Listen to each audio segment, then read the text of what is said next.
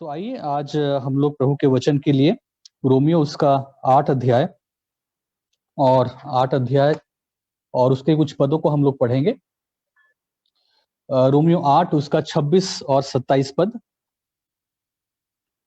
और इसमें से मैं आपके लिए इन पदों को पढ़ूंगा। मेरे पास हिंदी बाइबल है और हिंदी बाइबल में से रोमियो उसका 8 अध्याय 26 और 27 पद मैं पढ़ रहा हूं।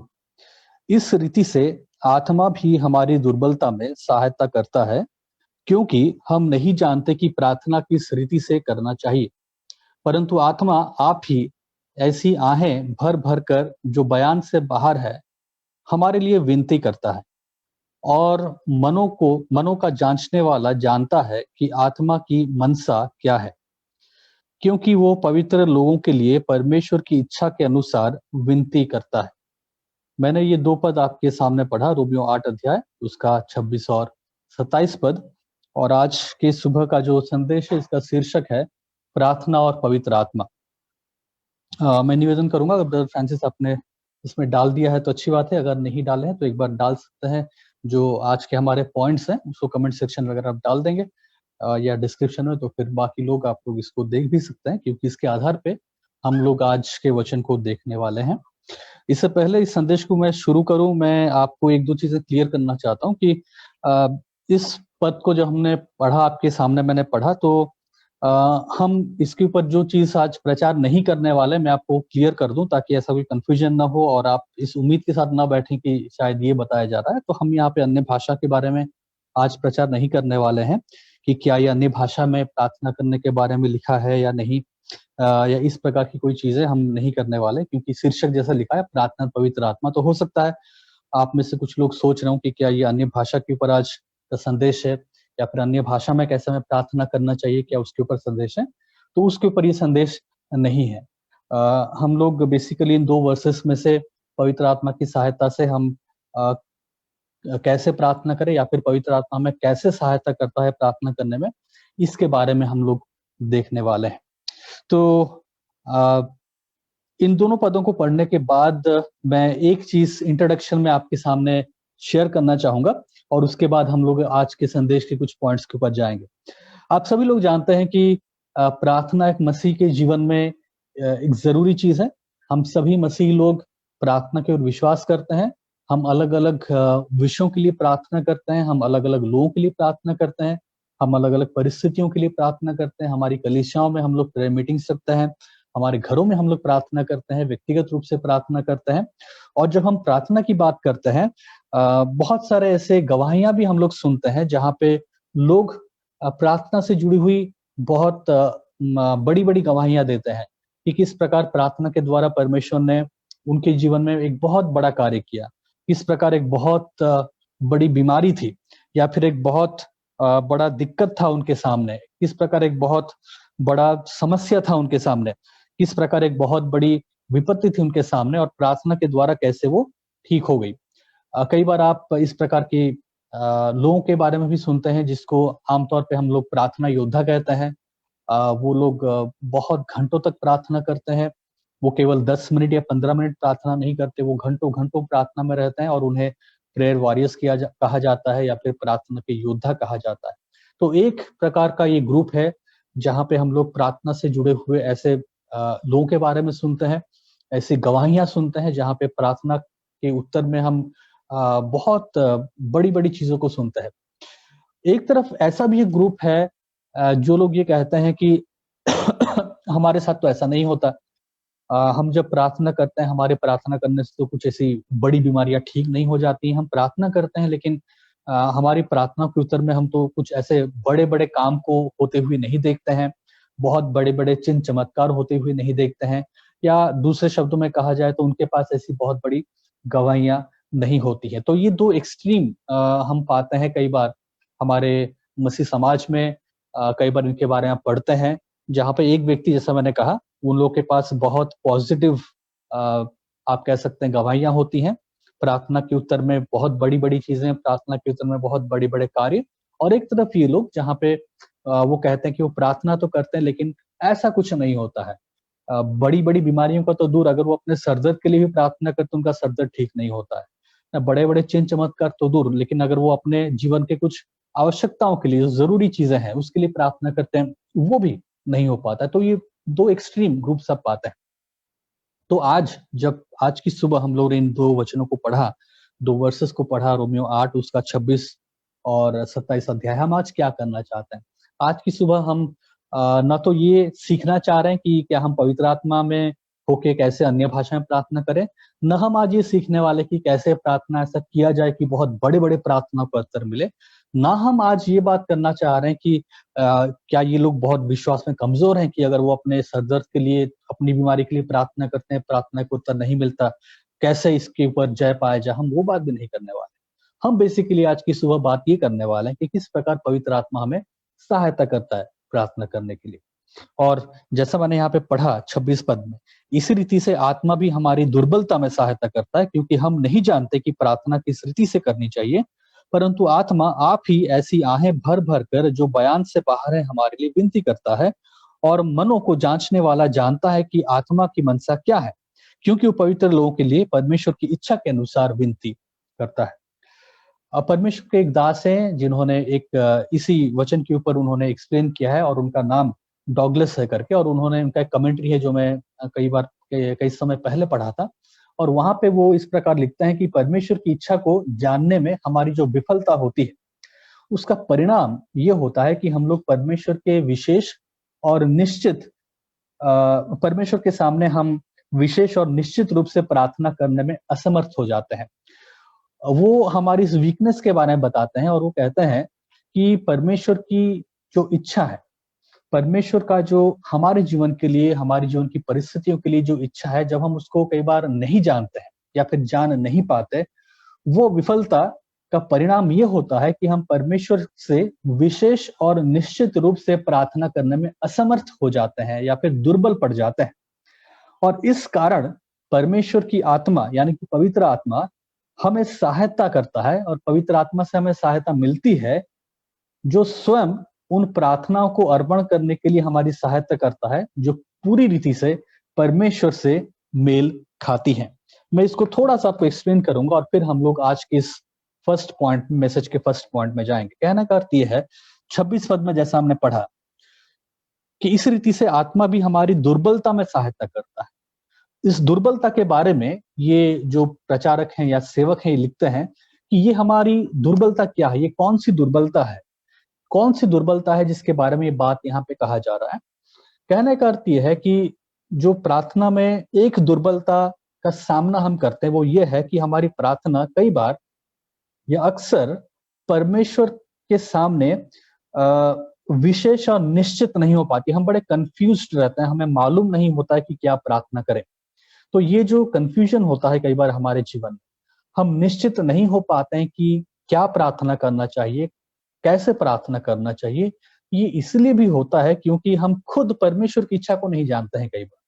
कई बार हम परमेश्वर कोई खास परिस्थिति को लेके, खास विषय को लेके, हमारे जीवन के खास चीज को लेके कई बार हम समझ नहीं पाते हैं कि परमेश्वर की इच्छा क्या है। और जब हम ये जान नहीं पाते तो ऑब्वियसली हमारी प्रार्थना भी निश्चित और विशेष नहीं हो पाती।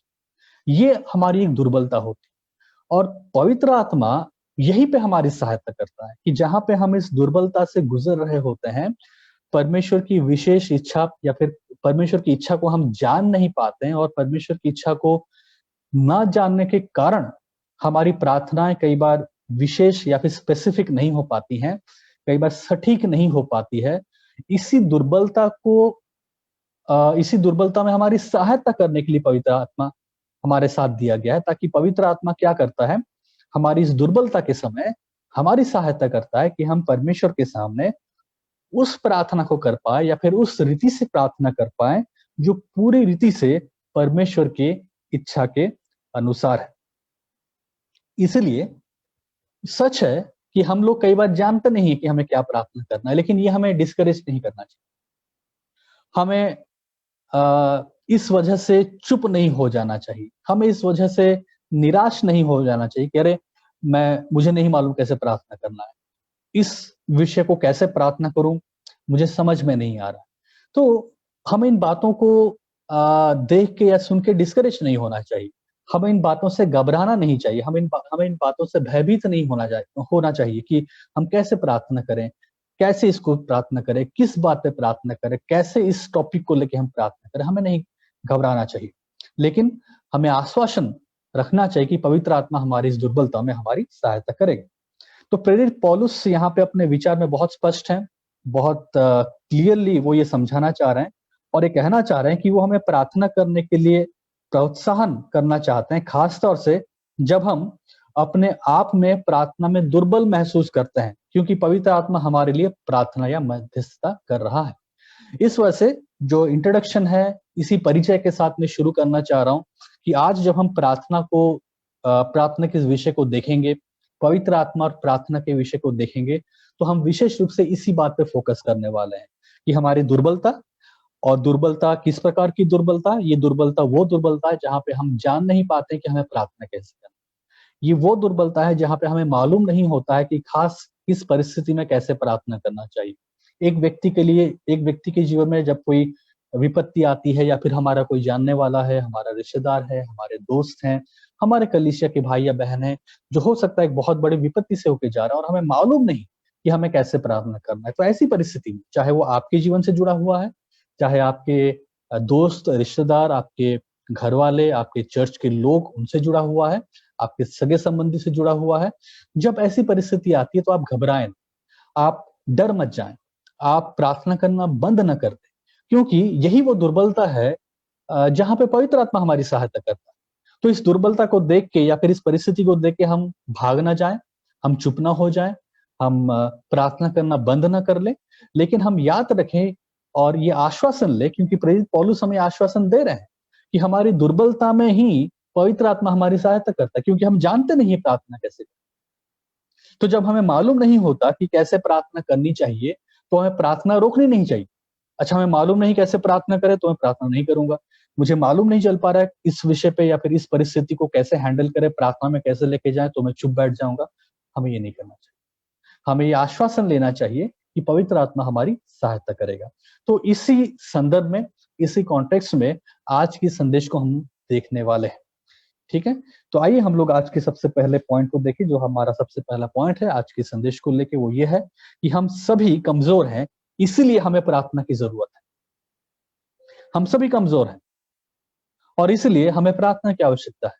तो ये जो पद है रोमियो 8:26, इस रीति से आत्मा भी हमारी दुर्बलता में सहायता करता है।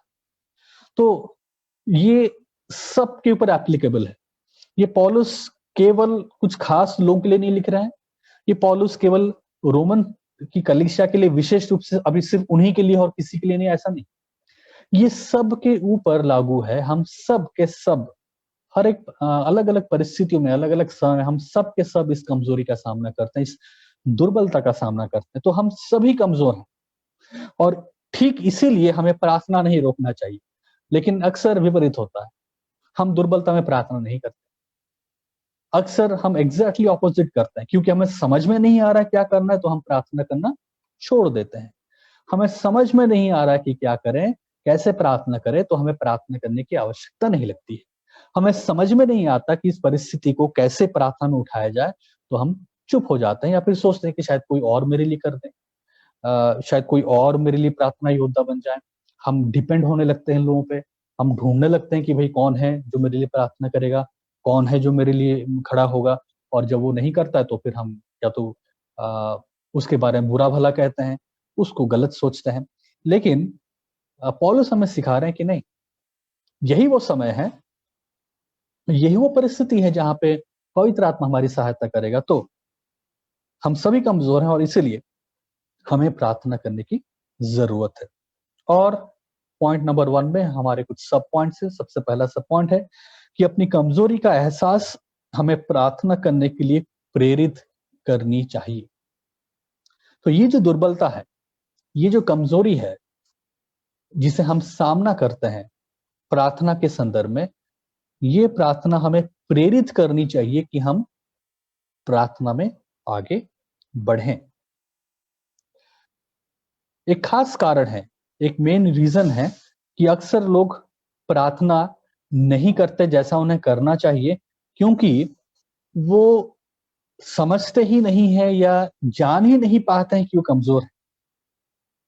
अगर सच में हम जानते हैं कि हम कितने कमजोर हैं, अगर हम सच में ये एहसास करते कि हम कितने कमजोर हैं, हम कितने दुर्बल हैं, और इस दुर्बलता के समय पवित्र आत्मा हमें सहायता करने के लिए दिया गया ये आश्वासन, परमेश्वर का वचन हमें आश्वासन देता है कि पवित्र आत्मा तुम्हें सहायता करेगा, तो हम और प्रार्थना करते हैं। लेकिन अक्सर हम प्रार्थना में इसलिए चूकते हैं, हम अक्सर प्रार्थना इसलिए नहीं करते हैं, हम अक्सर प्रार्थना में समय व्यतीत इसलिए नहीं करते हैं क्योंकि एक तो चीज ये है कि हम दुर्बलता को जब देखते हैं घबरा जाते हैं।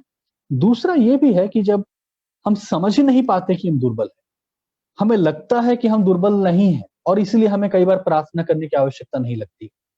तो बहुत दो पहलू हैं इसके। जैसा मैंने पहला आपके सामने रखा पहलू ये था कि एक तो उस दुर्बलता से हम इतने घबरा जाते हैं, उस निर्बलता को देख के हम इतने डिस्करेज हो जाते हैं कि हम प्रार्थना ही करना बंद कर देते हैं। हमें लगता है कि हमें प्रार्थना हम क्यों करें, हम कैसे करें, हम नहीं कर सकते। एक तो ये कैटेगरी है। दूसरा, कई बार लोगों को लगता ही नहीं है वो दुर्बल है। कई बार लोग अपने जीवन में, जीवन की परिस्थितियों में अपने आप को इतना कॉन्फिडेंट महसूस करते हैं और इतना वो अपने आप को, आप कह सकते हैं कि अरे हम सब देख लेंगे। वो इतने कॉन्फिडेंट होते हैं, उनका इतना घमंड होता है बाकी चीज़ों पे, या फिर उनका भरोसा, घमंड तो नहीं कहूँगा लेकिन उनका भरोसा बाकी चीज़ों पे इतना बना रहता है कि उन्हें प्रार्थना करने की आवश्यकता ही नहीं लगती है। वो बाकी चीज़ों के ऊपर इतने निर्भर हो गए होते हैं कि उन्हें ये लगता ही नहीं है कि वो वास्तव में दुर्बल हैं, और इस दुर्बलता में पवित्र आत्मा उनकी सहायता करना चाहता है प्रार्थना में, और वो आते नहीं है प्रार्थना। तो बड़ी ही ये विडंबना है, एक बहुत ही अजीब माहौल है, एक बहुत ही अजीब सच्चाई है जो हम देखते हैं लोगों के जीवन में, मसीहों के जीवन में, जिस वजह से वो लोग प्रार्थना नहीं करते। वो ये अंगीकार करना ही नहीं चाहते, वो ये मानना ही नहीं चाहते, वो ये जानना ही नहीं चाहते कि वो लोग वास्तव में दुर्बल हैं, और इस दुर्बलता में उन्हें पवित्र आत्मा की सहायता की आवश्यकता है, जो कि उन्हें अपनी दुर्बलता में प्रार्थना करने के लिए मददगार होगा, सहायता करेगा, अगुवाई करेगा, उनके लिए प्रार्थना करेगा, या फिर प्रार्थना में उनकी अगुवाई करेगा। वो अपने घमंड में, अपने कॉन्फिडेंस में, बाकी चीज़ों के ऊपर अपने भरोसे में बहुत ज़्यादा आगे बढ़ चुके होते हैं कि वो समझ ही नहीं पाते, देख ही नहीं पाते कि उनकी वास्तविकता ये है कि वो दुर्बल हैं। जबकि बाइबल में हमारे पास ऐसे उदाहरण हैं, जो लोग इतने, आप कह सकते हैं कि सामर्थ से भरे हुए लोग थे, इतने सामर्थी थे, लेकिन फिर भी वो लोग प्रार्थना में इसलिए जाते थे क्योंकि वो लोग समझते थे कि वो लोग दुर्बल हैं। हम इलाय के जीवन को देखते हैं, एक स्पिरिचुअल जायंट आप कह सकते हैं कि अगर आप कहें ओल्ड टेस्टामेंट में मोसेस और एलाइजा ये दोनों ऐसे कैरेक्टर्स हैं जो बहुत सामर्थी हैं। हम देखते हैं एलाइजा के जीवन में, एलाइजा कौन व्यक्ति था? एक ऐसा व्यक्ति था जो इतना बड़े-बड़े चिन्ह चमत्कार करता था। एक ऐसा व्यक्ति था जो केवल प्रार्थना के द्वारा परमेश्वर की आग गिरती है और वहां पे वो जो बलिदान लेके आया हुआ होता है माउंट कार्मल पे, वो पूरा परमेश्वर का आग उसे ग्रहण कर लेता है, और इस प्रकार वो 400 बाल देवता के झूठे नबी और बाकी 450 झूठे नबी, टोटल 850, इन नबियों को वो अकेला व्यक्ति हरा देता है। एक ऐसा सामर्थी व्यक्ति, एक ऐसा परमेश्वर के सामर्थ्य से भरा हुआ व्यक्ति जो ऐसे बड़े-बड़े कामों को करता था या किया था, वो व्यक्ति भी खुद एक समय उसके बारे में हम पढ़ते हैं जेम्स 5:17 में, उसके बारे में कहा गया है कि वो हमारी तरह एक व्यक्ति था, हमारे स्वभाव का एक व्यक्ति था, और वो प्रार्थना करता था। तो एलाइजा अपने सामर्थ्य में इतना कॉन्फिडेंट नहीं था, भले ही वो सामर्थ्य था, लेकिन वो सामर्थ्य उसके जीवन में जो था, जो चिन्ह चमत्कार वो करता था, वो उसके जीवन में कभी भी इस प्रकार का एक घमंड लेके नहीं आया। उसको कभी भी इस प्रकार का एक ओवर कॉन्फिडेंट व्यक्ति नहीं बना दिया कि वो प्रार्थना करना बंद कर दिया। उसको एक प्रार्थना का व्यक्ति कहा जाता है। जेम्स 5:7, जब हम याकूब 4 का सॉरी जी हाँ 5 का 17 5 का हाँ याकूब 5 और उसका 17 पर जब हम पढ़ते हैं, यहाँ पे एलाइजा के बारे में क्या लिखा है, उसके बारे में, एलाइजा के बारे में क्या कहा जा रहा है, मैं आपके लिए इसको पढ़ दे रहा हूँ। जेम्स यानी कि याकूब, उसका 5 अध्याय और 17 पद, और यहाँ पे लिखा है कि एलिया भी तो हमारे समान दुख सुख भोगी मनुष्य था और उसने गिड़गिड़ाकर प्रार्थना की।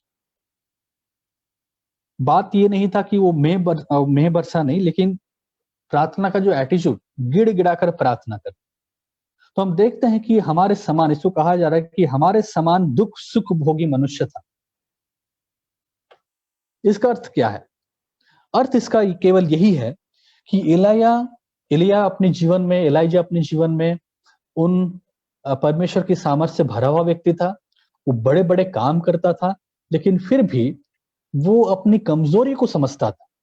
वो जानता था कि वो एक दुर्बल और निर्बल मनुष्य है और इसीलिए वो गिड़गिड़ा के प्रार्थना करता था।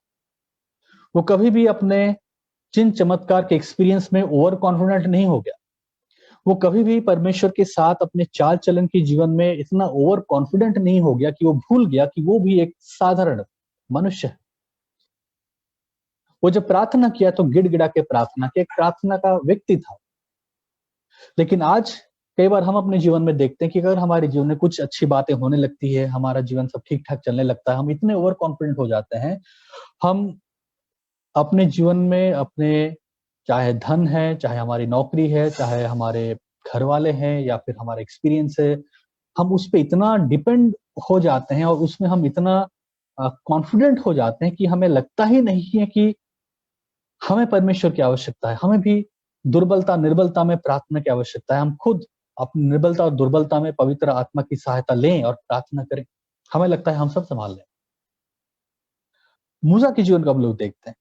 मूसा, जो इतना बड़ा चिन्ह चमत्कार करने वाला व्यक्ति, जिसके बारे में लिखा है कि इज़राइल में ऐसा व्यक्ति मतलब पैदा ही नहीं हुआ था जिसके द्वारा परमेश्वर इतने बड़े चिन्ह चमत्कार किए। लेकिन वो क्या प्रार्थना करता है? भजन संहिता 90 और उसका 17 पद। लोग भजन संहिता 91 बहुत रट लेते हैं और भजन संहिता 91 बहुत कोट करते हैं। जब भी विपत्ति आती है, जब भी समस्या आती है, अक्सर लोग कहते हैं कि भाई घर में जो है आप खोल के साम्स 91 पढ़ो, साम्स 91 पढ़ो, परमेश्वर तुम्हारी सहायता करेगा। क्यों? क्योंकि साम्स 91 भजन संहिता 91 में लिखा है, परमेश्वर हमारा रक्षक, जो परम प्रधान के छाव में स्थान, जो परम प्रधान के छाए हुए स्थान में बैठा रहेगा, वो सर्वशक्तिमान की छाया में ठिकाना पाएगा। और उसको वो लोग रटते हैं, पढ़ते हैं और बोलते हैं कि इसको पढ़ो, सब कुछ ठीक हो जाएगा। लेकिन एग्जैक्टली उसके बाद, उससे पहले भजन संहिता 90 और उसका 17 पद, ये भी मूसा ने ही लिखा है। और उसमें वो क्या लिखता है? भजन संहिता 90 और उसका 17 पद, वो क्या लिखता है? लास्ट वर्स वो क्या लिखा है? हमारे परमेश्वर यहोवा की मनोहरता हम पर प्रकट हो, तू हमारे हाथों के काम हमारे लिए दृढ़ कर, हमारे हाथों के काम को दृढ़ कर। ये निर्भरता दर्शाता है। एक ऐसा व्यक्ति जो इतने चिन्ह चमत्कार किए हुए है, जो इतने बड़े-बड़े कामों को कर चुका है, जो इस प्रकार से परमेश्वर के द्वारा इस्तेमाल किया जा रहा है, वो कहता है कि तू हमारे हाथों के काम, हमारे तू हमारे हाथों का काम हमारे लिए दृढ़ कर, हमारे हाथों के काम को दृढ़ कर। यहाँ पे हम देख सकते हैं कि मूसा किस प्रकार अपने जीवन में इस बात को समझता है कि उसे परमेश्वर की आवश्यकता है, उसकी निर्भरता परमेश्वर पे। इतने चिन्ह चमत्कार काम, बड़े-बड़े कार्य करने के बाद भी उसकी निर्भरता परमेश्वर पे। वो समझता है कि वो निर्बल है, वो समझता है कि उसे निर्भरता की आवश्यकता है, वो समझता है कि उसे परमेश्वर की आवश्यकता है और वो कहता है कि तू दया कर हम पे। वो कॉन्फिडेंट नहीं, अरे हमने इतना कर लिया, बाकी सब कर लेंगे। अरे हमने तो मिस्र देश में ऐसे बड़े-बड़े काम कर लिए, मैं तो गया था फिरौन के सामने और लाठी फेंका, वो तो साँप हो गया, उनके साँपों को मेरे साँप ने निगल लिया। मैंने उस नील नदी को, जो नदी है वहाँ पे, उसको पूरा मैंने कर दिया, खून बह गई। मैंने इतने-इतने काम किए, ओले गिरे, टिड्डियाँ आईं और अंधेरा हो गया, सब कुछ मैंने किया। मतलब पूरा एकदम भरपूर है वो। ओवर कॉन्फिडेंस से भरा है। नहीं, वो परमेश्वर के सामने आता है, गिड़गिड़ाता है और कहता है कि तू सहायता कर, तू हमारे हाथों के काम हमारे लिए दृढ़ कर, हमारी हाथों के काम को दृढ़ कर। न केवल मूसा और न केवल एलिया, हम स्वयं यीशु मसीह के जीवन के बारे में क्या देखते हैं? हम यीशु मसीह के जीवन के बारे में देखते हैं किस प्रकार यीशु मसीह प्रार्थना में समय व्यतीत करता था। किस समय वो किस तरह वो परमेश्वर पिता के साथ अपने समय को व्यतीत करता था प्रार्थना में, एकांत में। लिखा है कि वो उसकी आदत में था कि वो एकांत में जाता था और पिता के साथ समय व्यतीत करता था। चेले ढूंढते रह गए कि कहाँ गया, कहाँ गया। मरकुस 1 अध्याय शायद 35 पद में लिखा है, वो ढूंढ रहे थे कहाँ गया, कहाँ गया। लोग तेरे लिए खड़े हैं, चिन्ह चमत्कार करने का टाइम आ गया, मिनिस्ट्री करने का टाइम आ गया। लेकिन यीशु कहाँ है? यीशु पिता के चरणों में, पिता के पास। कॉन्फिडेंट नहीं है, ओवर कॉन्फिडेंस भरा नहीं, अरे मैं तो परमेश्वर का पुत्र हूँ, अरे मैं ही तो मिनिस्ट्री करना है, मेरे द्वारा ही तो सब होगा। नहीं, पिता के चरणों में, अपने मनुष्यत्व में वो अपनी कमजोरी को समझता था, अपने मनुष्यत्व में अपने निर्बलता को समझता था, अपने मनुष्यत्व में होके वो पिता के अधीन में रह के प्रार्थना करता था कि पिता तेरी सहायता मुझे चाहिए। प्रभु के एक और एक दास हैं, दास थे, बेसिकली मिशनरी थे, जिनका नाम हडसन टेलर है। उनके बारे में पढ़िएगा, शायद यूट्यूब में भी वीडियोस होगा, कभी देखिएगा उनके जीवन के बारे में, उनके सेवकाई के बारे में। तो वो कहते हैं, अपने एक लेख में उन्होंने कहा था कि परमेश्वर हमारी निर्बलता और दुर्बलता के कारण हमारी निंदा नहीं करता है, वरन वो हमारी दुर्बलता में हमारी मदद करने के लिए अपनी आत्मा भेजता है। ये है परमेश्वर का प्रेम। वो क्या करता है, हमारी निर्बलता में, हमारी दुर्बलता में अपनी पवित्र आत्मा को भेजता है। और जैसा रोमियो 8:26 में हमने पढ़ा, इसी रीति से आत्मा भी हमारी दुर्बलता में सहायता करता है, क्योंकि हम नहीं जानते कि प्रार्थना किस रीति से करनी चाहिए, परंतु आत्मा आप ही ऐसी आहें भरकर जो बयान से बाहर है हमारे लिए विनती करता है। ये परमेश्वर की इच्छा है, ये परमेश्वर की योजना है, क्योंकि वो जानता है कि हम लोग निर्बल हैं। वो जानता है कि हमारे निर्बलता और दुर्बलता में हम प्रार्थना नहीं कर पाएंगे। हमारे निर्बलता और दुर्बलता में प्रार्थना कैसे करना हमें नहीं मालूम, क्योंकि हम नहीं जानते हैं कि प्रार्थना किस रीति से करनी चाहिए। परमेश्वर ये जानता है, और वो इसलिए पवित्र आत्मा देता है कि वो हमारी सहायता करे। लेकिन हमारा दिमाग इतना फिरा हुआ है, हमारा दिमाग इतना घमंड से भरा हुआ है, हमारे दिमाग इतने आप कह सकते हैं कि हमारा दिमाग इतनी बुरी चीजों से ग्रस्त है, इतनी बुरी तरह से हम आप कह सकते हैं कि बुरे हैं, कि हम पवित्र आत्मा की सहायता लेना तो दूर, हमें लगता है कि हम सब कर लेंगे। हमें लगता है कि हमारे लिए कोई बात क्या है, मतलब सब जानते हैं, अरे देख लिया जाएगा, कर लिया जाएगा, सब देख लेंगे हम। अरे इतने साल से मिनिस्ट्री कर रहे हैं, इतने साल से प्रभु में है, सब मालूम है हमको।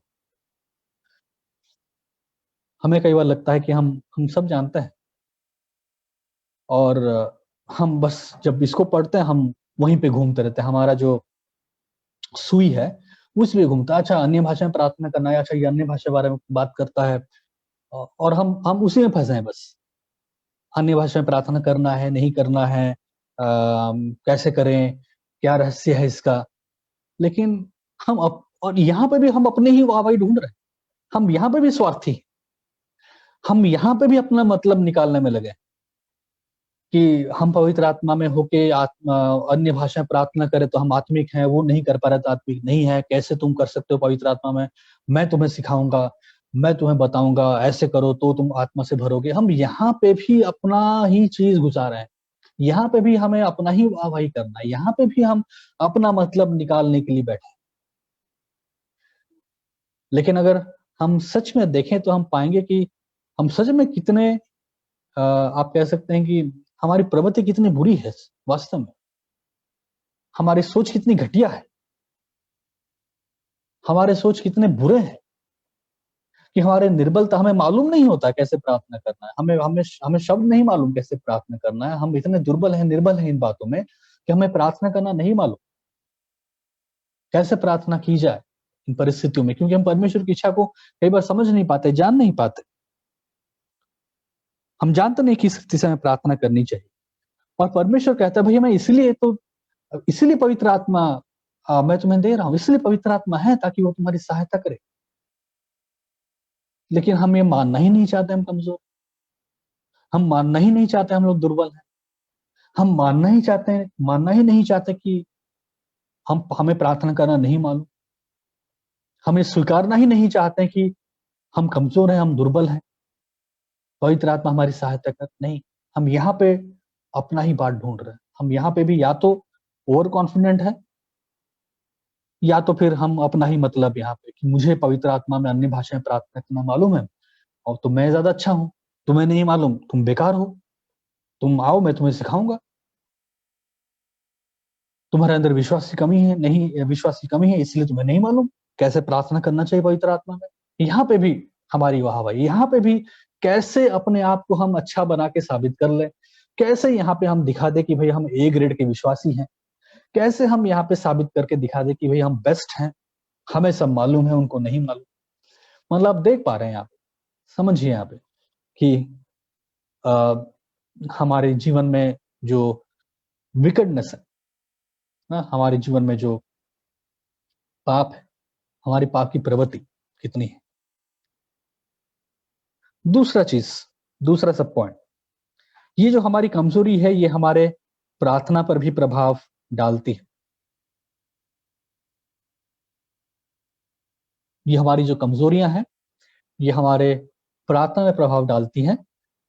मैं इसको नकारात्मक रूप में नहीं लेके जा रहा हूं, लेकिन मैं आपको समझाना चाह रहा हूं कि हमारे जीवन की जो कमजोरियां होती हैं, जहां पे हम समझ नहीं पाते कि हमें कैसे प्रार्थना करना चाहिए, ये कैसे हमारे प्रार्थना को प्रभाव डालता है। और मैं पौलुस प्रेरित के जीवन से इन बातों को दिखाऊंगा और बताना चाहूंगा कैसे पौलुस इन बातों को उन्होंने समझा कि वो इन बातों में निर्बल है। तो पौलुस यहाँ पे जब लिखते हैं विशेष रूप से रोमियो 8 उसका 26 में, कि इस रीति से आत्मा भी हमारी दुर्बलता में सहायता करता है, ये खुद उनका अपना एक्सपीरियंस था, क्योंकि वो खुद अपने जीवन में कुछ ऐसे चीजों को वो लोग सामना किए, कुछ ऐसी बातें उनके जीवन में हुई जहां पे उन्होंने ये चीज समझा कि मैं निर्बल हूं, मैं दुर्बल हूं, मुझे नहीं मालूम कैसे प्रार्थना करना चाहिए। और इन बातों को उन्होंने अंगीकार किया कि हाँ मैं निर्बल हूं। हम देखते हैं यहाँ पे दूसरा कुरिन्थियों 12 अध्याय, दूसरा कुरिन्थियों 12 अध्याय, और इसमें मैं आपके लिए पढ़ना चाहूंगा 9 पद से आगे।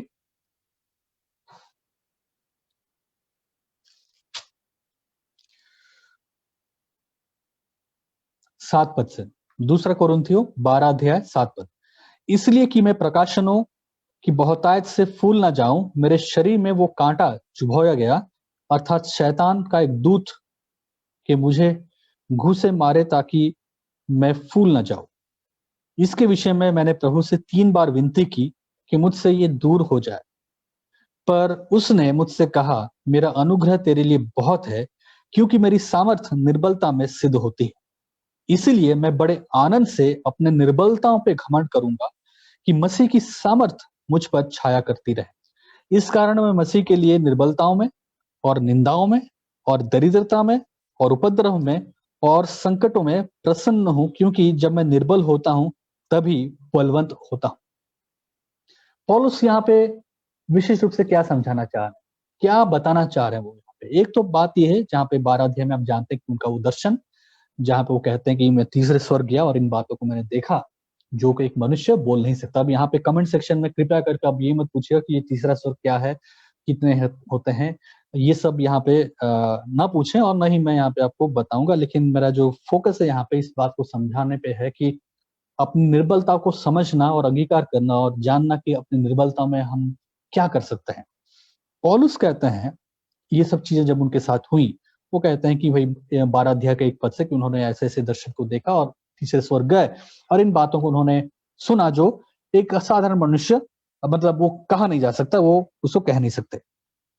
7 पद से वो कहते हैं इसलिए कि मैं प्रकाशनों की बहुतायत से फूल न जाऊं, कि उनके जीवन में जो ये प्रकाशन है, ये सब चीजें उसे फूल न जाए, इसलिए क्या किया गया, उन्हें फूल न जाऊं, मेरे शरीर में एक कांटा चुभाया गया, अर्थात शैतान का एक दूत कि मुझे घूसे मारे ताकि मैं फूल न जाऊं। अब यहाँ पे भी हम बात नहीं करने वाले, वो कांटा क्या था, वो किस प्रकार का कांटा था, उसका अर्थ क्या है, हम उसमें भी नहीं जाने वाले हैं, ना मैं बताने वाला हूँ।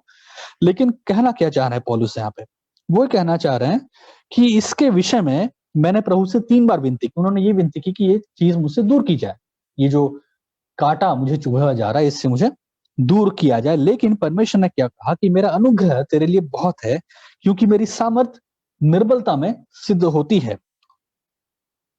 ये जब परमेश्वर कहते हैं तो पौलुस क्या करते हैं? तो पौलुस यहाँ पे कंक्लूड करते हैं इस चीज को, ये जो पूरी घटना जो हो रही है इसका जो निचोड़ वो लाके रखते हैं, उनका तीसरे स्वर्ग में उठाया जाना, वहां पे उन स्वर्गीय बातों को सुनना या फिर देखना जिसके बारे में वो वहां पे लिखते नहीं है और कहते हैं कि मैं कह नहीं सकता, ये कहना उचित नहीं है। और वो कहते हैं कि उनके जीवन में जो बहुतायत थी इन बातों की, प्रकाशनों का बहुतायत, उससे फूल न जाए, इस वजह से उन्हें वो कांटा चुभा गया। 3 बार उन्होंने प्रार्थना की, ये हर एक चीज जो हुई ताकि उसे फूल न जाए, और फिर परमेश्वर ने वो कांटा चुभोता है ताकि वो फूल न जाए। और इसके विषय में मैंने प्रभु से 3 बार विनती की कि मुझसे ये दूर करे, लेकिन परमेश्वर का जो ये वायदा उनसे था या फिर परमेश्वर ने जो उत्तर उन्हें दिया वो ये था कि मेरा अनुग्रह तेरे लिए बहुत है, क्योंकि मेरी सामर्थ तेरी निर्बलता में सिद्ध होती है। मेरी सामर्थ निर्बलता में सिद्ध होती है। तो इसका निचोड़ क्या, इसका कंक्लूजन क्या निकलता है? पौलुस इन हर एक बातों को एक कंक्लूजन में लेके आते हैं और वो कहते हैं कि इसलिए, क्योंकि ये सब मेरा अनुभव है, क्योंकि ये सब मेरे साथ हुई, क्योंकि ये सब चीजें हो रही हैं, इसलिए मैं बड़े आनंद से अपनी निर्बलताओं पे घमंड करूंगा कि मसीह की सामर्थ्य मुझ पर छाया करती रहे। इस कारण मैं मसीह के लिए निर्बलताओं में, निंदाओं में, दरिद्रता में, उपद्रवों में और संकटों में प्रसन्न हूं। क्योंकि जब मैं निर्बल होता हूं तब बलवंत होता हूं। कहने का अर्थ, इसका निचोड़ ये है कि जब आपके और मेरे जीवन में ये परिस्थितियां आती हैं, पौलुस के जीवन में जो परिस्थितियां हैं, निंदा, निर्बलता, दरिद्रता, उपद्रव, संकट, ये वो परिस्थितियां होती हैं आमतौर से जहां पे हम विचलित हो जाते हैं। दरिद्रता, निंदा, निर्बलता, उपद्रव, संकट, इन परिस्थितियों में मालूम नहीं होता कि हमें क्या करना चाहिए। पौलुस एक विशेष एक्सपीरियंस को उठाते हैं जहां पे वो कहते हैं कि उनका तीसरा स्वर्ग जाना, इन बातों को देखना, और फिर उनका प्रकाशनों की बहुतायत के कारण वो कांटों का चुभे हो जाना, और कांटों का चुभे जाने के लिए उनका 3 बार प्रार्थना करना। और जब वो विशेष रूप से इसके लिए प्रार्थना करते कि ये कांटे मुझसे दूर की जाए, ये मुसीबत से मुझे छुटकारा दिया जाए, परमेश्वर कहता है कि मेरा सामर्थ तेरे निर्बलता में सिद्ध होगा। इस एक्सपीरियंस को लेके वो अपने जीवन के बाकी हर एक चीज के साथ जोड़ता है और कहते हैं कि मेरे जीवन में तो फिर बाकी जो निर्बलता है, बाकी जो निंदा है, बाकी जो दरिद्रता है, उपद्रव है, संकट है, इन सब में मैं प्रसन्न हूं। मुझे नहीं मालूम कि कैसे प्रार्थना करना चाहिए। मैंने प्रार्थना तो किया और मैं समझा भी नहीं इसको, क्योंकि मैं कैसे प्रार्थना करूं, उस प्रार्थना का उत्तर ही मुझे नहीं मिला। क्योंकि मैंने जब प्रार्थना की कि दूर कर, परमेश्वर कहता मैं दूर नहीं करूंगा। परमेश्वर कहता है कि मेरा सामर्थ्य तेरी निर्बलता में सिद्ध होगा। तो जब इन परिस्थिति में, उस विशेष परिस्थिति में मैं समझ ही नहीं पाया कि मुझे क्या ऐसी प्रार्थना करनी चाहिए जिसके द्वारा उसका उत्तर मुझे मिले, तो अब मैं समझता हूं कि मेरे उस परिस्थिति में और मेरे जीवन के बाकी परिस्थिति में भी जहां पे निर्बलता है, निंदा है, दरिद्रता है, उपद्रव है, संकट है, मैं प्रसन्न होऊंगा।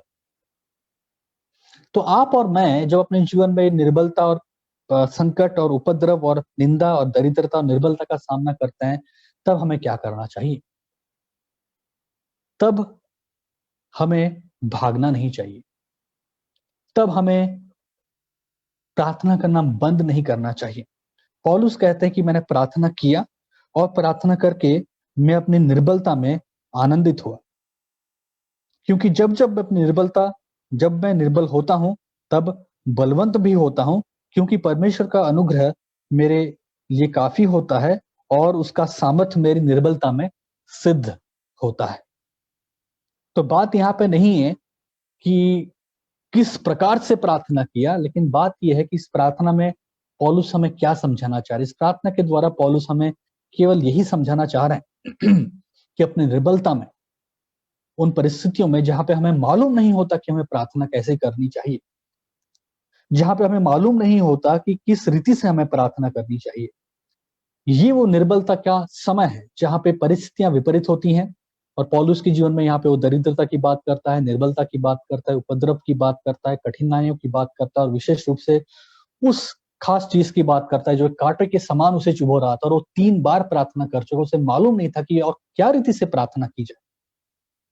वो इस बात अब संतुष्ट होता है, आनंदित होता है कि अब जब मैं निर्बल हूं मैं आनंदित होऊंगा, क्योंकि वो वहां पे समझता है कि पवित्र आत्मा उसकी सहायता करता है कि कैसे प्रार्थना करनी चाहिए।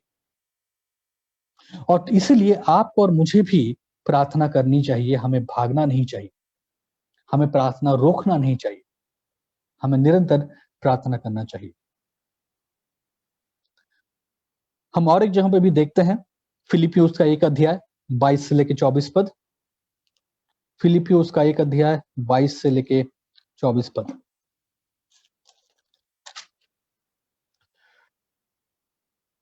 पर यदि शरीर में जीवन रहना ही मेरे काम के लिए लाभदायक है, तो मैं नहीं जानता कि किसको चुनूंगा, क्योंकि मैं दोनों के बीच उधर में लटका हूं। जी तो चाहता है कि कूच करके मसीह के पास जा रहूं, क्योंकि बहुत ही अच्छा है, परंतु शरीर में रहना तुम्हारे कारण और भी आवश्यक है। ये भी एक परिस्थिति देखते हैं पौलुस के जीवन में, जहां पे उसे मालूम नहीं क्या प्रार्थना करें, क्योंकि वो कहता कि मैं मुझे मालूम नहीं क्या करूं। यदि शरीर में जीवित रहना ही मेरे लिए, मेरे काम के लिए लाभदायक है, तो मैं नहीं जानता कि किसको चुनूं। यहाँ पे एक दुर्बलता का समय है प्रार्थना में, जहां पे उन्हें नहीं मालूम कि वो क्या करें। मैं नहीं मालूम मैं किसको चुनूं, क्योंकि मैं दोनों के बीच उधर में लटका हूं। जी तो चाहता है कि कूच करके मसीह के पास जा रहा हूं, क्योंकि बहुत ही अच्छा है, परंतु शरीर में रहना तुम्हारे कारण और भी लाभदायक है। तो ये वो परिस्थिति है जहां पे वो अपने आप को भी रखते हैं और कहते हैं कि केवल आप नहीं, केवल मैं नहीं, केवल कुछ लोग नहीं, लेकिन ये पौलुस का भी एक्सपीरियंस है, उनका भी जीवन का एक अनुभव है, जहां पे वो देखते हैं यहाँ पे कि उन्हें नहीं मालूम है कि किस रीति से प्रार्थना करनी चाहिए। हमने दूसरा कोरिन्थियों 12 अध्याय में देखा, हम फिलिपियों 1 का 24 और 22 से लेकर 24 में देखते हैं। और 24 में कहते हैं, परंतु शरीर में रहना तुम्हारे कारण भी आवश्यक है। हाँ, तो 22 से लेकर 24 में देखते हैं, हम मूसा के जीवन को देखते हैं। मूसा जब प्रार्थना करता है, व्यवस्था विवरण 3 अध्याय 25 से लेकर 26 पद, ये भी आपके लिए पढ़ना चाहूंगा। व्यवस्था विवरण उसका 3 अध्याय और उसका 25 और 26 पद। इसलिए मुझे पार जाने दे कि यरदन पार के उस उत्तम देश को, अर्थात उस उत्तम पहाड़ और लबानोन को भी देखने पाऊं। परंतु यहोवा तुम्हारे कारण मुझसे रुष्ट हो गया और मेरी न सुनी, किंतु यहोवा ने मुझसे कहा, बस कर, इस विषय में फिर कभी मुझसे बातें ना करना। हम यहां पे भी देखते हैं कि मूसा प्रार्थना कर रहा है परमेश्वर से कि मुझे जाने दे, और परमेश्वर से जाने नहीं दे रहा है। जीवन की वो निर्बलता का समय, जहां पे वो जाना चाह रहा है, लेकिन परमेश्वर ने अब उसे रोक दिया है और कहा कि क्योंकि तूने लोगों के सामने मेरा सम्मान नहीं किया, तो फिर मैं तुझे जाने नहीं दूंगा। वो उस पार जाना चाह रहा है, इसलिए मुझे उस पार जाने दे कि यरदन पार के उस उत्तम देश को जाऊं, अर्थात उस उत्तम पहाड़ और लबनान को भी देखने पाऊं। परंतु यहोवा तुम्हारे कारण मुझसे रूठ गया या फिर रुष्ट हो गया और मेरी न सुनी, और ये कहा कि बस कर, इस विषय पे फिर कभी मुझसे बातें न करना। हम एलिया के बारे में देखते हैं, वो प्रार्थना करता है परमेश्वर की मेरा प्राण ले ले, पहला राजा 19 अध्याय 4 पद। या फिर यहाँ पर यीशु मसीह के बारे में कि अपनी मानवता में भी वो प्रार्थना करता है कि अगर हो सके तो ये प्याला, ये कटोरा मुझसे टाल दिया जाए, और ये तेरी इच्छा है तो, लेकिन जो तेरी इच्छा है वो मैं पूरी करूंगा। तो हम देखते हैं कि हर एक लोग अपने जीवन में एक कमजोरी के समय रहे, एक कमजोरी का सामना उन्होंने किया, जहां पे वो लोग को मालूम नहीं था कि क्या होगा, उन्हें मालूम नहीं था कि प्रार्थना का उत्तर कैसे मिलेगा। उनकी इच्छा तो कुछ थी, लेकिन परमेश्वर कुछ और कर रहा था। मेरे कहने का अर्थ यह है कि जब हम प्रार्थना की बात कर रहे हैं, जब हम यहाँ पे प्रार्थना के विषय में बातें कर रहे हैं, जब हम रोमियो 8 अध्याय में इस 26 पद को देख रहे हैं कि इस रीति से आत्मा भी हमारी दुर्बलता में सहायता करता है, क्योंकि हम नहीं जानते कि प्रार्थना किस रीति से करनी चाहिए। तो सबसे पहले पॉइंट में मैंने ये 2 चीजों को आपके सामने रखा। पहला कि हम सब कमजोर हैं और इसलिए हमें प्रार्थना करने की आवश्यकता है, और इस फर्स्ट पॉइंट में ये 2 पहलू थे, 2 सब पॉइंट है। पहला कि अपनी कमजोरी का एहसास हमें प्रार्थना करने के लिए प्रेरित करनी चाहिए, और दूसरा सब पॉइंट ये था कि हमारी कमजोरी हमारे प्रार्थना पर प्रभाव डालती है। तो आज की सुबह इस पहले पॉइंट में, जो कि रोमियो 8 अध्याय और 26 और 27 पद से लिया गया है, मैं केवल एक चीज आपके सामने रख रहा हूं। वो ये है कि हम सब कमजोर हैं, हम सब कमजोर हैं, और यही वो कारण है जिस वजह से हमें प्रार्थना करनी चाहिए। हम अक्सर विपरीत करते हैं, हम भाग जाते हैं, लेकिन बाइबल हमें बताती है कि नहीं, हम कमजोर हैं और इसीलिए हमें प्रार्थना करनी चाहिए। और उदाहरण हमने देखा, मूसा का उदाहरण देखा, हमने यीशु मसीह का उदाहरण देखा, हमने एलिया का उदाहरण देखा कि कैसे अपनी कमजोरी का एहसास उन्हें प्रार्थना करने के लिए प्रेरित करता है।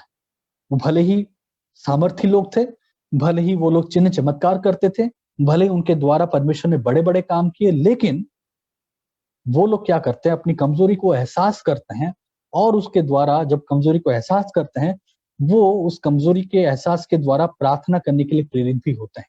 और दूसरा हमने देखा कि हमारी जो निर्बलता है और कमजोरी है, वो हमारे प्रार्थनाओं पे प्रभाव डालती हैं।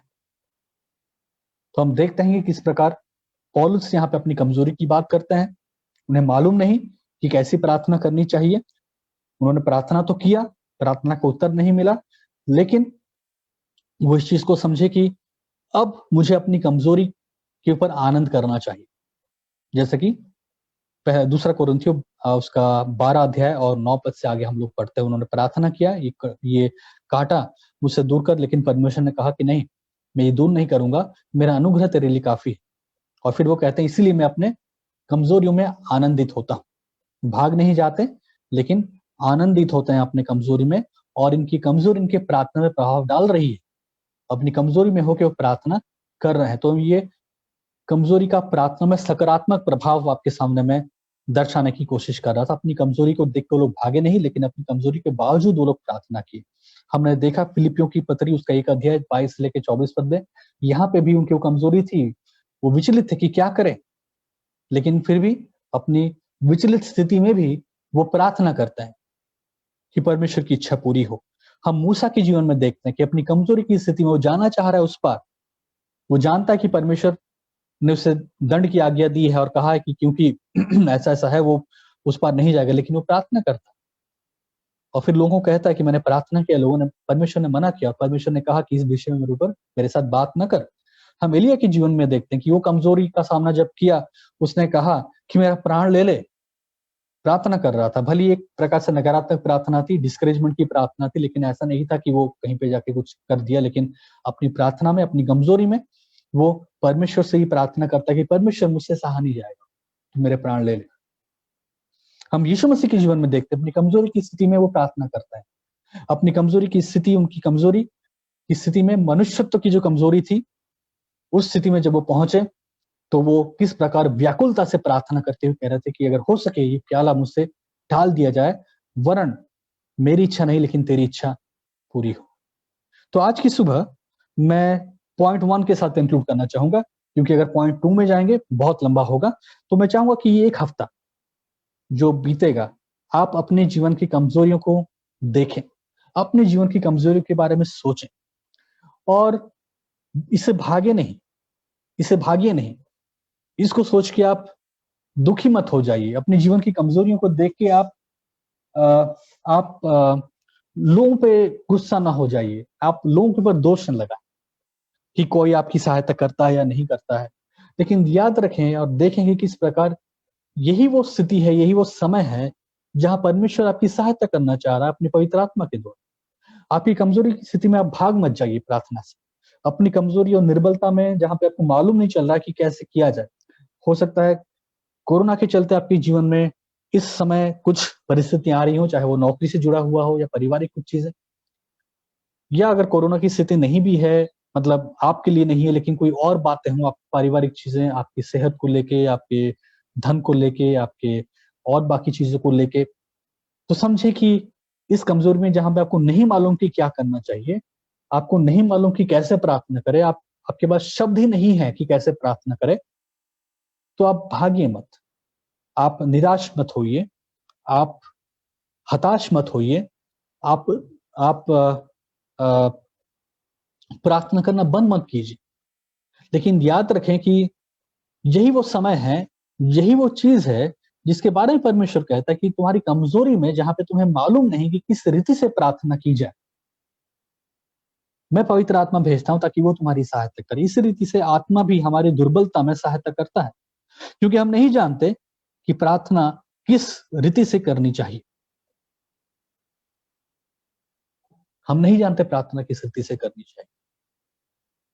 नौकरी जा चुकी है, आप बीमार हैं, शारीरिक समस्या है, आर्थिक समस्या है, मानसिक समस्या है, कलीसिया में लोगों के साथ कुछ समस्या है, जो भी चीजें हैं, उपद्रव है, कठिनाई है, दरिद्रता है, परेशानी है, लेकिन पौलुस कहते हैं कि मैं इन हर एक चीज के बीच में आनंदित होता हूं। मैं इस चीजों के बारे में बताता हूं, मैं इन चीजों में घमंड रखता हूं, क्योंकि जब जब ये कमजोरियां मेरे जीवन में आती हैं, दुर्बलताएं आती हैं, तब तब मैं परमेश्वर की सामर्थ को अपने जीवन में पाता हूं, क्योंकि पवित्र आत्मा मेरी सहायता करता है कि मैं इन समय में कैसे प्रार्थना कर पाऊं। तो परमेश्वर का सामर्थ का अनुभव करना का एक तरीका ये है। लोग कहते हैं ना, हमें परमेश्वर का सामर्थ अनुभव करना है। तो परमेश्वर का सामर्थ अनुभव करने का अर्थ ये नहीं है कि आपके अंदर बिजली का करंट दौड़ रहा है या नहीं दौड़ रहा है, आप कितना अभिषेक पाके भर गए हैं या नहीं भर गए हैं। परमेश्वर का सामर्थ का अर्थ नहीं है कि आप कितने लोगों के बारे में कितना भविष्यवाणी कर देते हैं या प्रार्थना करके कितने लोगों को चंगा कर देते हैं।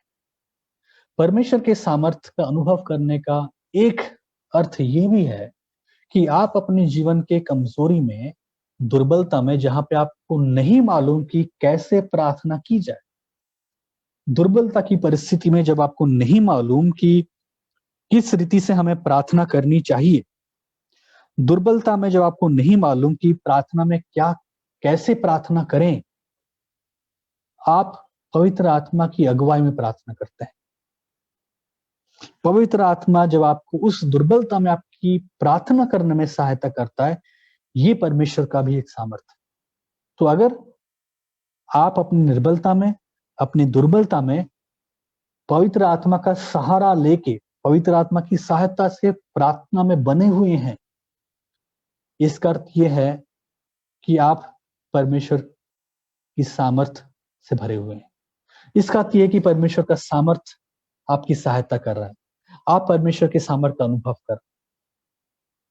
तो यूट्यूब में और सोशल मीडिया पे जो दिखता है सामर्थ, आप उसमें बह मत जाइए, आप उसमें खो मत जाइए और उस सामर्थ के पीछे भागने की कोशिश मत कीजिए, और उस पैमाने से परमेश्वर का सामर्थ आपके जीवन में है या नहीं है, वो सोच में अपने आप को बांध के मत रखिए।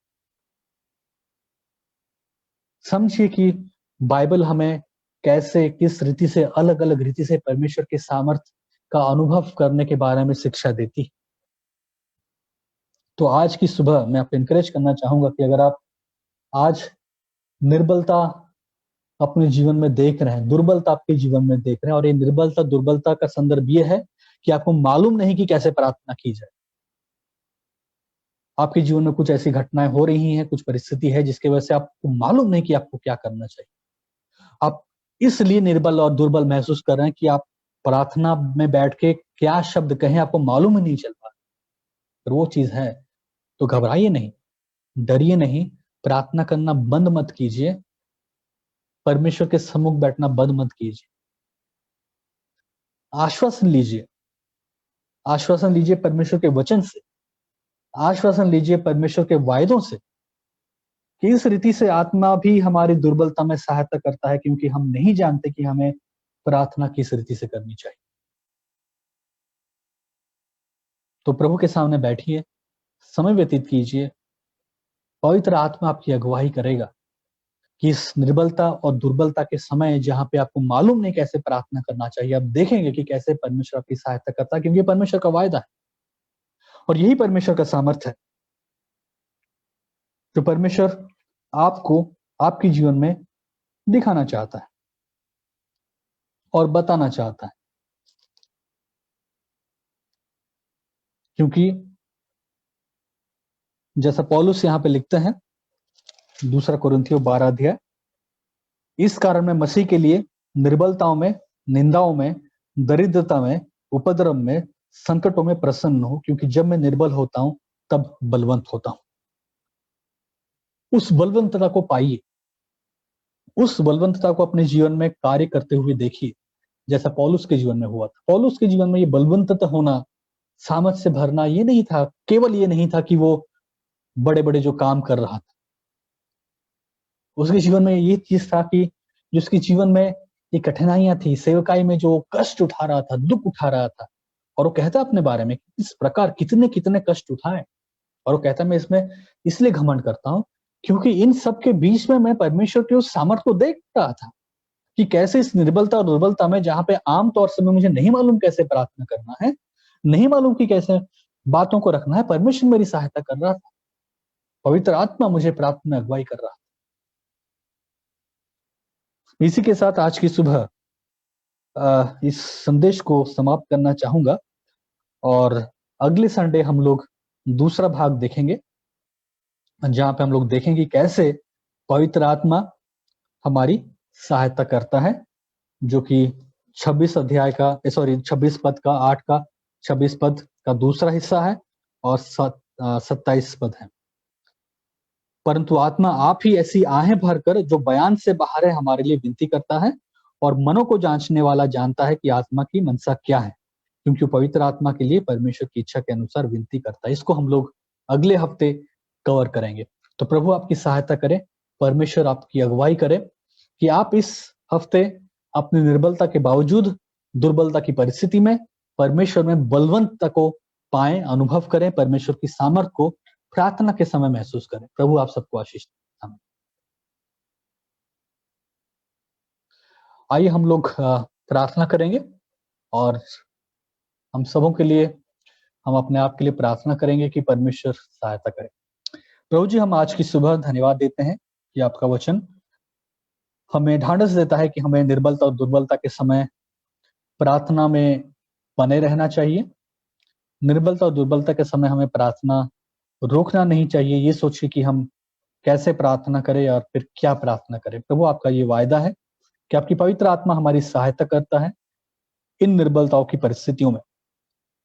जिस प्रकार मूसा, जिस प्रकार एलिया, जिस प्रकार प्रेरित पौलुस, जिस प्रकार प्रभु यीशु मसीह, आप इन सब लोगों ने जिस प्रकार अपनी कमजोरियों में भी प्रार्थना करना नहीं छोड़ा, अपनी कमजोरी की अवस्था में भी वो लोग प्रार्थना में पिता के पास आए और उस सामर्थ को पाए। हमारी प्रार्थना आज की सुबह है कि हम भी प्रभु जी यीशु, हम भी पिता परमेश्वर आपसे उस सहायता को पा सके, पवित्र आत्मा से उस सहायता को पा सके, पवित्र आत्मा से उस बल को और उस सामर्थ को पा सके कि अपनी निर्बलता में, अपनी दुर्बलता में हम पवित्र आत्मा की अगुवाई से प्रार्थना करने के द्वारा उन बातों में बलवंत होते जाएं, सामर्थ को पाते जाएं जो परमेश्वर की ओर से। प्रभु हमें सहायता भी करें कि हम इतने भी लापरवाह ना हो जाए और इतने भी अपने जीवन की उन चीजों पे भरोसा ना करने लगे जहां पे हमें प्रार्थना करने की आवश्यकता ही नहीं लगती हो। प्रभु उस पाप से भी आप हमें बचाएं। जितने भाई बहन आज सुबह जुड़ पाए हैं, आप उन्हें सहायता करें, कि मदद करें कि वो ये पूरा हफ्ता उन बातों के लिए प्रार्थना करें जो बातें कठिन लगती हैं, वो बातें जहां पे उन्हें समझ में नहीं आता कि प्रार्थना कैसे की जाए। उन परिस्थितियों में वो लोग पीछे ना हटें, लेकिन आश्वस्त पाए कि परमेश्वर की पवित्र आत्मा उनकी अगुवाई करे। प्रभु जो अनुभव प्रेरित पौलुस का रहा, एलिया का रहा, मूसा का रहा, जब वो लोग अपनी निर्बलताओं में आपके पास प्रार्थना में आए, प्रभु हमारी प्रार्थना है कि हम भी उसी सामर्थ को पा सकें आपसे, ताकि हम भी अपनी निर्बलता में घमंड कर पाए, हम भी अपनी निर्बलता में आनंदित हो पाए। धन्यवाद देते हैं और प्रार्थना को प्रभु यीशु मसीह आपके नाम से मांगते हैं। आमीन।